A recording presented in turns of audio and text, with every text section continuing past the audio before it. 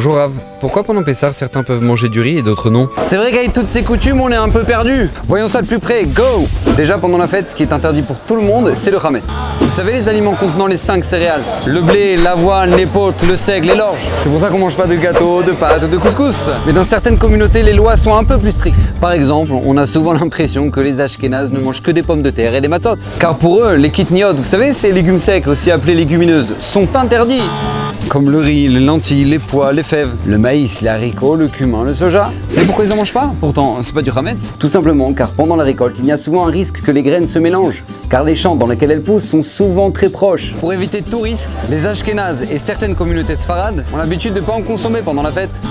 D'ailleurs, pour ne pas se tromper, on voit souvent écrit sur les paquets de gâteaux sans kitniot ou uniquement pour ceux qui mangent les kitniot. Alors renseignez-vous bien sur vos coutumes car c'est important de suivre celles de votre famille. Et tout particulièrement à Pessah car comme nous le dit le Midrash, c'est par le mérite de nos coutumes que nous sommes sortis d'Égypte. En ne changeant ni nos noms, ni notre mode vestimentaire, ni notre langage. Mais rassurez-vous, il y a quand même des choses qu'on peut manger.